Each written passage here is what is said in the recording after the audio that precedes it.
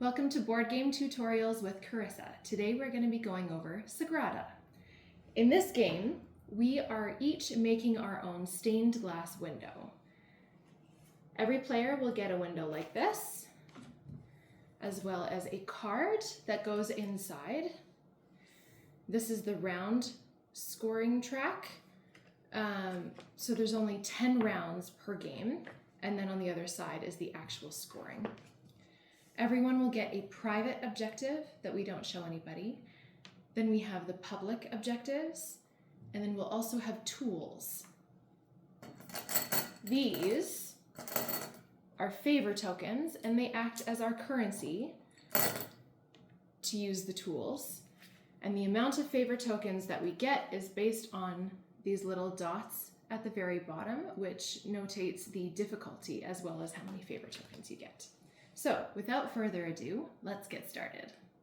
To get started, we're going to take our window card and place it in our stained glass window. Now, there are rules for where you can place your dice.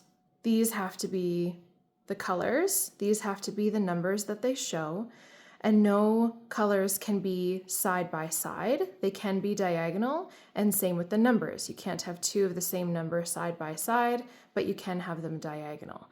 So we have to keep all of these restrictions in mind when placing our dice. And when we start, we have to place on an edge, and we cannot place a die that isn't touching in some way another die.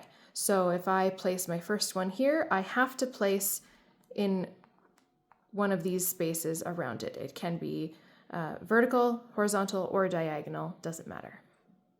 So the first thing I will go over are the public objectives and the tools. So there are 3 public objectives and 3 tools. This one is deep shades, sets of 5 and 6 values anywhere, and each die only counts for 1 set, and you get 2 points per set. This one is color shade variety, columns with no repeated colors. So down here, and row shade variety, rows with no repeated values. The tools, after drafting, re-roll the drafted die. If it cannot be placed, return it to the draft pool. After drafting, swap the drafted die with a die from the round track. Move any one die in your window, ignoring color restrictions. You must obey all other placement restrictions, including color adjacency restrictions. And then our private objective is usually a color, shades of red, private, sum of values on the red dice. So when I'm drafting, I want to keep in mind these to get points at the end of the game, as well as this. So my red dice, I want to be as high value as I can get. Now, in order to use the tools, that's where our favor tokens come in. The first time a tool is used, it only costs 1 favor token. So if I decide to use this one, it costs 1, but then the next person who tries to use this has to pay 2. And then it continues being 2 for the rest of the game. Same with this, the first time someone uses it is 1, second time is 2. You can only use 1 tool per round. One quick thing to note before we get started, if there are any spots that are not filled on my card, I will get negative points for that. So if one spot isn't filled, that's -1, and so on and so forth. Each round of play, every person will draft 2 dice. So when we get started, the first thing we do is shake up the bag, and then we roll as many dice as there are for people, plus 1 more to add to the round track.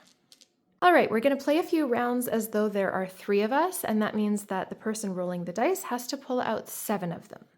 So we're going to roll 7 dice.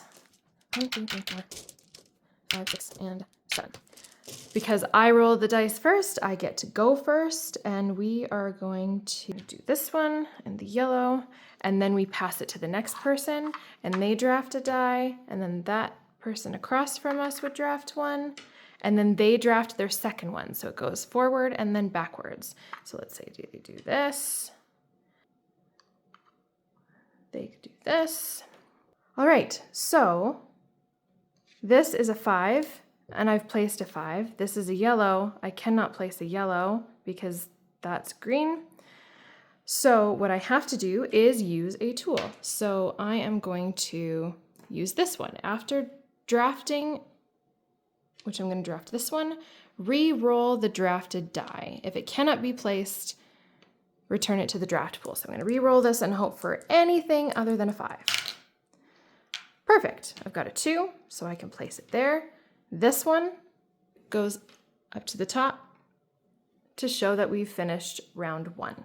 And then we pass the dice and the bag to the following person, and then they pull out 7 and continue on that way.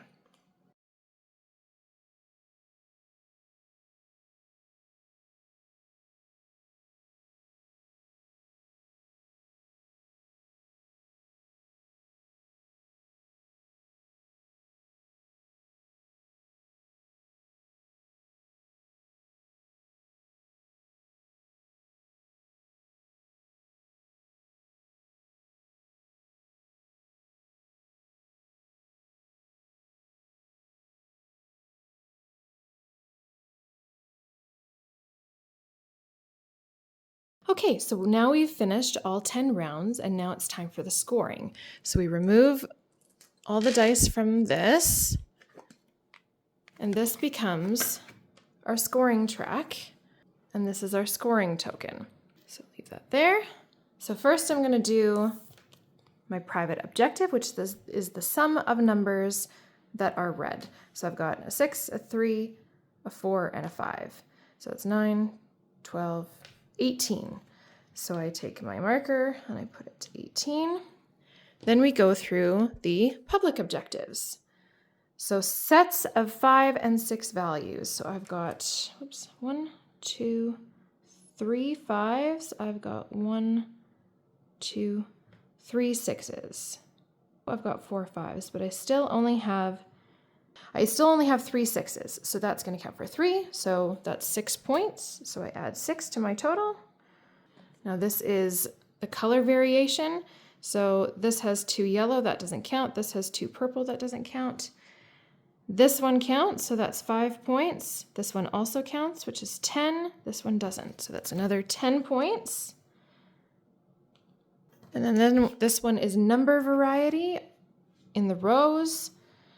So that has 2 6s, 4, 5, 3, 1, 2. So there's 1, 3, 1, 4, 5, 4. Nope, 4, 5, 4, 6, 2, 1.